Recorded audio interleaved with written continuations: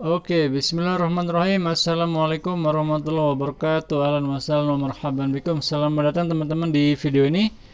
Bagi yang pertama kali mampir, jangan lupa subscribe. Kali ini saya akan melanjutkan video sebelumnya tentang penjelasan perkembangan Islam di wilayah Afrika. Dan kita sudah menjelaskan 3 negara. Kali ini saya akan masuk ke negara keempat, yaitu Mauritania. Oke, mau tahu bagaimana perkembangan Islam di Mauritania, salah satu negara yang letaknya di wilayah Afrika bagian barat? Ya, tonton video ini sampai habis. Oke teman-teman, Mauritania terletak di sebelah barat Afrika. Dulu negeri ini bernama Singkit. Ya, kalau di Gontor dulu, waktu kami di Gontor, ada satu gedung namanya Shanggit. Nah, Shanggit ini dari kata Singkit. Jadi dulu di Mauritania ini ada sebuah institusi pendidikan yang sangat terkenal di dunia. Ada di Shanggit ini. Di sana kalau menurut kiai kami ya, di Shanggit itu dulu institusi pendidikannya sangat maju. Murid-muridnya itu sejahtera ya, dikasih makan yang enak-enak, dikasih susu sapi dan lain sebagainya, dan murid-muridnya banyak dari berbagai tempat di dunia, bahkan dari Asia juga ada juga ya, dan mereka terkenal sampai ke Indonesia. Jadi waktu itu Kiai Gontor terinspirasi oleh Shanggit ini, maka dia menjadikan Shanggit ini salah satu referensi sistem pendidikan ideal. Jadi ada 4 ya, ada 4 referensi pendidikan ideal bagi Gontor yang ditiru ya. Pertama adalah Al-Azhar, kemudian Shanggit, kemudian Santiniketan, kemudian satu lagi Aligarh. Aligarh di India ya. Kalau Santiniketan di India juga, Shanggit di Mauritania, Al-Azhar di Kairo. Nah, kemudian dari situlah berkembang nanti sistem Gontor tercipta sendiri ya, lama-lama menjadi lebih baku dan menjadi seperti sekarang ya. Oke, ibu kota Mauritania adalah Nouakchott. Luas wilayahnya mencapai 1.030.700 km dengan penduduk beragama Islam. Mereka berbicara dengan bahasa Arab. Sekitar 75% penduduk negeri ini berasal dari orang asing dan sisanya berasal dari petani lokal. Mauritania menyandarkan perekonomiannya pada pertanian dan ternak serta memproduksi barang tambang seperti besi. Sejarah masuknya Islam ke Mauritania, terdapat beberapa sumber yang menyebutkan bahwa Islam masuk ke negeri ini dibawa oleh Panglima Uqbah bin Nafi' setelah berhasil menaklukkan Maroko dan memasuki Sahara serta negeri-negeri Tikrur dan Ghana. Uqbah bin Nafi dan tentara Islam sampai di perbatasan Mauritania pada tahun 60 Hijriah atau 679 Masehi. Ya, ini di masa Daulah Bani Umayyah untuk menyebarkan Islam di sana. Kemudian usaha penyebaran Islam dilanjutkan oleh Musa bin Nusair pada tahun 89 Hijriah atau 708 Masehi. Sebelum Islam datang, Mauritania telah memiliki peradaban-peradaban yang dipengaruhi oleh barat laut Afrika. Karena itu kehidupan mereka dipengaruhi oleh peradaban Lembah Nil dan peradaban Barcah. Dalam sejarahnya kemudian negeri ini diperintah oleh orang-orang Venezia, Romawi, dan Windal berikut orang-orang Bizantium. Islam berkembang di Mauritania dapat ditelusuri dari pemerintahan yang bercorak kerajaan Islam. Nama Mauritania sendiri berarti negeri kaum muslimin, sebagaimana disebutkan oleh bangsa Eropa dan Spanyol. Negeri ini secara berturut-turut dikuasai pemerintahan Al-Murabitun, Al-Muwahhidun, Bani Hashimiyah yang mendirikan Emirat-Emirat Tararazah dan Barakinah sepanjang abad ke-15 Hijriah 17 Masehi. Lalu Prancis menguasai wilayah ini pada tahun 1714 Masehi dan secara resmi menjajah pada tahun 1338 Hijriah atau 1920 Masehi. Prancis menjajah Mauritania hingga tahun 1958 Masehi 1378 Hijriah. Pada tahun itulah Mauritania secara resmi memproklamirkan kemerdekaannya. Presiden pertamanya adalah Mukhtar Ould Daddah. Selanjutnya terjadi sengketa wilayah Gurun Sahara Barat antara Maroko, Mauritania, dan Aljazair. Setelah wilayah itu merdeka dari Spanyol. Pada masa kepemimpinannya terjadi kudeta oleh militer, yakni pada tahun 1978 Masehi dengan membentuk Komite Militaire de Salut National, sebuah komite militer untuk pembebasan nasional di Mauritania. Sejak tahun 1980 hingga 1984, Kolonel Khaunah bin Haidalah berkuasa sebagai presiden menggantikan Mukhtar. Namun dia juga dikudeta oleh militer di bawah pimpinan Kolonel Muawidin Sayyidi Ahmad Tai ya. Ya, kalau sering kudeta jadi kayak gitu ya, kudeta terus ya. Sebagai presiden negeri ini pada tahun 1404 Hijriah atau 1984 Masehi. Dia terpilih kembali pada tahun 1413 Hijriah atau 1992 Masehi sebagai presiden Mauritania. Yang kelima, Somalia. Somalia terletak di ujung Afrika, berada di perairan Samudra India dan Afrika Timur. Ibu kota Somalia adalah Mogadishu. Luas wilayah negeri ini mencapai 637.657 km, 637.657 km dengan jumlah penduduk mencapai 99% pemeluk Islam. Islam masuk dan tersebar di Somalia melalui hijrahnya orang-orang Arab dari wilayah Aman, Hadramaut, dan Yaman. Selain itu, Islam juga tersebar melalui jalur hubungan perdagangan yang tidak pernah putus sepanjang sejarah antara negeri Arab dengan Afrika Timur. Di negeri ini, Islam terus berkembang sepanjang abad ke-4 dan ke-5 Hijriah secara damai melalui perantara kabilah-kabilah yang datang dari Ihsa. Kerajaan Islam pertama di Somalia adalah Kerajaan Ifah yang diserang oleh orang-orang Ayyubiyah pada abad ke-8 atau 14 Masehi. Pasca runtuhnya Kerajaan Ifah atas serangan orang-orang Ayyubiyah, kaum muslimin mendirikan Kerajaan Adal. Perselisihan dan peperangan terus berlangsung antara orang-orang Somalia dengan Ayyubiyah sampai Inggris dan Italia menjajah negeri ini pada tahun 1355 Hijriah atau 1936 Hijriah Masehi. Negara ini merdeka pada tahun 1380 Hijriah atau 1960 Masehi.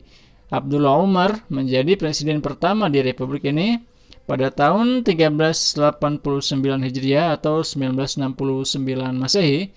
Terjadi kudeta militer di bawah pimpinan Muhammad Said Barre. Muhammad Said Barre saat menjadi presiden membentuk sistem kepartaian baru lewat kediktatorannya. Namun partai yang dibentuknya itu kalah pada tahun 1412 Hijriah atau 1991 Masehi. Lalu terpilihlah Al-Mandi sebagai presiden pemerintahan transisi. Pemimpin lokal bernama Muhammad Farah Aidid menolak pemerintahan transisi itu sehingga terjadi konflik bersenjata dan perang saudara di negeri ini. Terjadinya perang saudara menyebabkan kekosongan tanpa pemerintahan pusat. Kelompok-kelompok bersenjata yang saling bertikai tersebut menguasai wilayah-wilayah yang berbeda. Mereka menentukan sendiri batas wilayah di negeri ini. Akibat perang saudara, rakyat Somalia berada dalam kesengsaraan yang berkepanjangan. Ya, Somalia adalah negeri konflik ya, meskipun mayoritas penduduknya Muslim, tapi memang sampai sekarang masih banyak ya orang-orang Somalia yang belajar di berbagai negara, termasuk di Indonesia dan juga di Mesir. Saya ketemu banyak juga kawan-kawan orang Somalia, lebih banyak daripada orang-orang Mauritania ya. Kemudian Chad. Oke, mungkin Anda belum pernah dengar negeri Chad ya. Ya, kebetulan saya di Mesir dulu punya teman sekelas orang Chad. Ketika dia bilang dia dari mana, dia bilang dari Chad. Saya loading dari mana, Chad itu di mana? Ternyata Chad itu di Afrika Timur, ya dekat-dekat sama Somalia, Eritrea, Ethiopia ya, dan dia berbahasa Arab juga. Chad terletak di sub-Sahara luas dan Afrika Barat. Ibu kota negeri ini adalah N'Djamena. Luas wilayah negeri ini mencapai 1.259.200 km persegi. Negeri ini termasuk salah satu negeri Afrika yang penduduknya beragama Islam. Persentase umat Islam di Chad mencapai 85% dari total penduduknya, sedangkan kaum paganis berjumlah 10% dan umat Kristen berjumlah 5%. Umat Muslim di Chad kebanyakan berasal dari Arab, Maroko, dan Zanjia.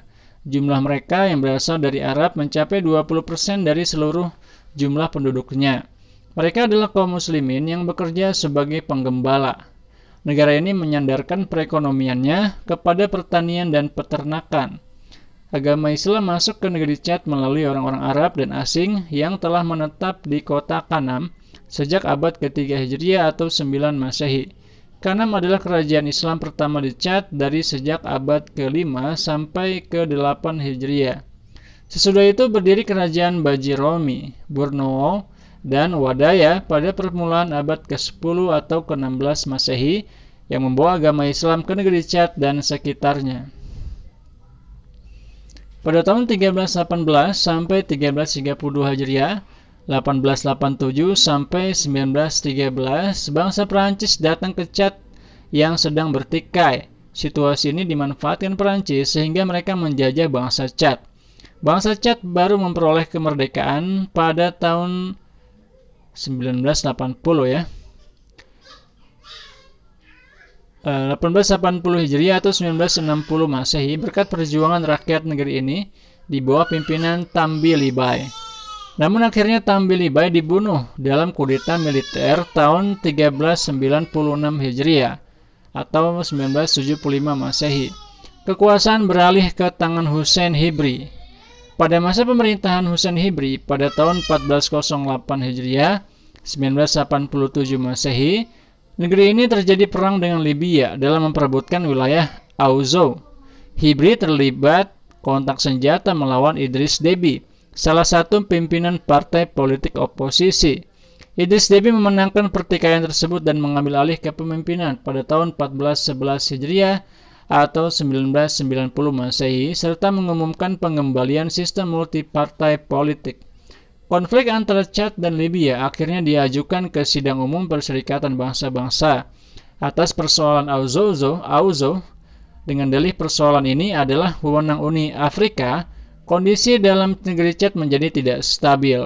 Baru pada tahun 1415 Hijriah atau 1994 Masehi, Mahkamah Keadilan memutuskan mengembalikan wilayah Auzo sebagai hak Chad. Oke, yang selanjutnya, sepertinya ini yang terakhir ya, adalah Afrika Selatan. Afrika Selatan saat ini adalah sebuah negara di benua Afrika bagian selatan. Afrika Selatan bertetangga dengan Nambia, Botswana, dan Zimbabwe di utara, Mozambik dan Swaziland di timur laut. Keseluruhan negara Lesotho terletak di pedalaman Afrika Selatan. Pada masa dahulu pemerintahan negara ini dikecam karena politik apartheid, tetapi sekarang apartheid ini membedakan warna kulit ya. Tetapi sekarang Afrika Selatan adalah sebuah negara demokratis dengan penduduk kulit putih terbesar di benua Afrika. Negara ini merupakan negara dengan berbagai macam bangsa dan mempunyai 11 bahasa resmi. Banyak sekali ya. Negara ini juga terkenal sebagai produsen utama berlian, emas, dan platinum di dunia. Masyarakat Afrika Selatan secara budaya menunjukkan kombinasi budaya dengan budaya luar, seperti bahasa dan sastranya. Bahasa asli Afrika telah bercampur dengan peran pendatang, terutama kolonialisme barat. Akibat kendali oleh orang kulit putih hingga mereka sangat menentukan arah dan pola kehidupan Afrika Selatan, meskipun mereka minoritas secara etnis. Pada tahun 1993 Masehi, pemerintah melakukan pengelompokan terhadap penduduk yang terbagi dalam 4 golongan. Keturunan Afrika hitam 32 juta jiwa, kulit berwarna 5 juta jiwa, keturunan India 1 juta jiwa, dan kulit putih 5 juta jiwa. Penduduk muslim mencapai 2,5% dari jumlah seluruhan penduduk. Mayoritasnya adalah keturunan Afrika 49,8%, kulit berwarna 47%, keturunan India dan kulit putih 0,7%. Sejarah masuknya Islam di Afrika Selatan dimulai kedatangan kaum muslimin yang terbagi dalam 2 kelompok. pertama dibawa oleh kolonial Belanda tahun 1652 sampai 1807 Masehi yang terdiri dari migran seperti budak, tahanan politik, dan pejabat kriminal dari Afrika Barat, Afrika Timur, dan Asia Tenggara. Kaum muslim pertama-tama datang ke Afrika Selatan adalah mereka yang disebut sebagai Mardikers. Orang-orang ini berasal dari Ambon, Maluku. Mereka datang ke Afrika Selatan sebagai tenaga keamanan menjaga kepentingan VOC dan orang Belanda dari gangguan penduduk setempat. Sebagian dari orang-orang Mardikers ini beragama Muslim, beragama Islam, namun pemerintah kolonial melarang mereka beribadah secara terbuka dan bagi yang melanggarnya akan diancam hukuman sangat berat. Tahun 1667 Masehi, rombongan dari Nusantara kembali datang ke Tanjung Harapan. Namun status mereka kali ini bukan lagi sebagai orang merdeka, tetapi budak Belanda. Pada tahun yang sama, Tanjung Harapan kemudian ditetapkan sebagai tempat pembuangan tahanan politik. Pada 13 Mei 1667, kapal dagang bernama Polsbroek berangkat dari Batavia tanggal 24 Januari 1667 merapat di Tanjung Harapan. Di dalamnya terdapat tahanan politik yang disebut orang Cayen atau orang kaya dan berpengaruh. Mereka adalah bangsawan atau ulama dari Nusantara yang melakukan berbagai perlawanan terhadap penjajahan VOC, seperti Sultan Matebe Shah dari Malaka. Pada tanggal 2 April 1694 mendarat sebuah kapal VOC bernama Footbook dari Sri Lanka. Terdapat 49 tahanan politik yang dipimpin oleh Abidin Tadia Yusuf alias Syekh Yusuf Al-Makassari. Syekh Yusuf Tajul Kalwati Al-Makassari, wafat 1699 Masehi, adalah Muslim Melayu pertama yang datang ke wilayah ini sebagai tahanan Belanda. Ia dikenal sebagai pendiri Islam di Cape pada tahun 1694. Selama diasingkan di Afrika Selatan, Syekh Yusuf diisolasi di sebuah kawasan perkebunan Zandveld, sekitar 40 km dari Cape Town. Namun kolonial Belanda sia-sia karena Zandveld justru menjadi tempat perlindungan bagi para budak yang berhasil melarikan diri. Zandveld di bawah pembimbingan Syekh Yusuf, komunitas muslim pertama terbentuk di Afrika Selatan. Namun 4 tahun kemudian, tanggal 23 Mei 1699, Syekh Yusuf meninggal dunia pada usia 73 tahun. Jenazahnya dimakamkan di kota kecil bernama Makassar di pinggiran Cape Town. Sepeninggal Syekh Yusuf, beliau seluruh pengikutnya kecuali 2 orang imam dan 1 putrinya dipulangkan kembali ke Nusantara dengan 2 kapal Delifde de Spiegel. Selain Syekh Yusuf, tokoh lain yang berjasa dalam mengembangkan Islam di Afrika Selatan adalah Tuan Guru dari Ternate yang bernama lengkap Abdullah bin Qadi Abdus Salam. Dia dibawa bersama 3 orang lainnya yang bernama Cali Abdul Rauf, Badruddin, dan Noro Iman. Mereka ditawan di Robben Island dengan kesalahan sebagai banditen Roland, yaitu orang yang dianggap berkonspirasi dengan Inggris untuk merongrong VOC. Abdullah bin Qadi dibebaskan pada tahun 1792 setelah 12 tahun di penjara. Dia kemudian bermukim di Dobb Street di kawasan yang kini dikenal sebagai Bokap, dekat pemakaman Tanah Baru. Qadi Abdus Salam wafat 1807 berhasil meletakkan pondasi masjid pertama di wilayah Cape Town tahun 1789. Peningkatan tajam jumlah muslim antara 1804 dan 1834. Muslim mencapai sepertiga jumlah total penduduk Cape. Hal mendukung peningkatan tersebut adalah perpindahan agama, perkawinan, institusi perbudakan, institusi perbudakan, adopsi, dan pendidikan. Banyak muslim berafiliasi sufi yang menjadi budaya Islam Cape seperti Tarekat Qadariyah yang pemimpinnya diyakini memiliki lingkaran suci karomah. Terdapat sufi-sufi keturunan India, misalkan Ghulam Muhammad Habibi, Sufi Sahib, wafat 1910 Masehi, yang telah memberi kontribusi sosial budaya yang sangat berharga.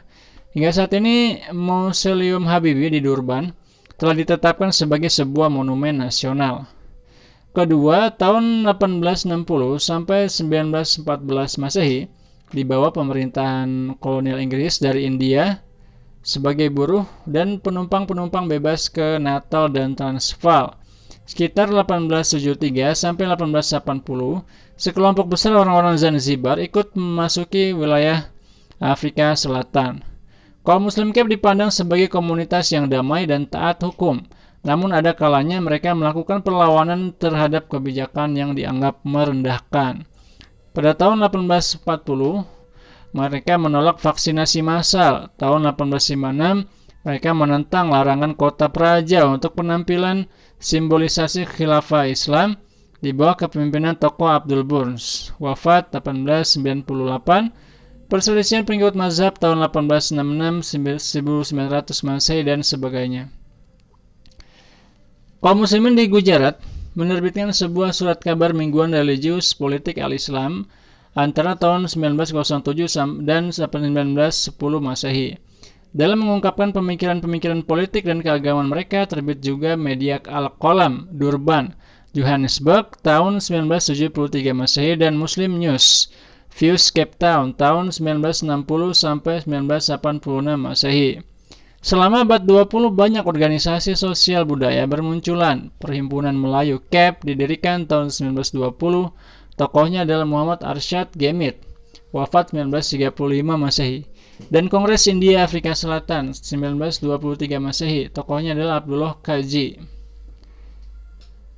Oke, dewasa ini muncul kelompok Muslim Charitaris yang mendukung ANC, Kongres Afrika Nasional, maupun kelompok-kelompok Afrikanis yang mendukung PAC, Kongres Pan Afrika, kelompok Jamiat Ulama yang netral dan beragama. Pada tahun 1990 berlangsung konferensi Muslim Nasional yang menghasilkan Front Muslim dan rumusan piagam keagamaan oleh utusan Afrika Selatan untuk Konferensi Dunia tentang Agama dan Perdamaian pada tahun 1992. Masjid pertama yang dibangun oleh Qadi Abdus Salam di Cape Town tahun 1789 Masehi. Setelah pembangunan masjid ini, beberapa tahun kemudian jumlah muslim mengalami peningkatan yang pesat. Salah satu naskah Arab Afrika, Bayanuddin, ditulis oleh Syekh Abu Bakar Al-Fendi, seorang ulama Hanafi berbangsa Turki yang datang ke Cape Town Masehi. Kedatangannya atas permintaan gubernur sempat menyelesaikan perselisihan teologi. Saat ini makam Syekh Yusuf terdapat perkampungan kecil dengan penduduk sekitar 40 rumah. Di tengah perkampungan ini terdapat Masjid Nurul Iman, Imam yang berdiri megah. Masjid ini didirikan tahun 2005 oleh mantan Presiden RI Yusuf Kala, selesai dipugar dan dengan bantuan dari pemerintah RI. Oke, itu teman-teman perkembangan Islam di berbagai negara di Afrika yang memang cukup bagus dan pesat ya.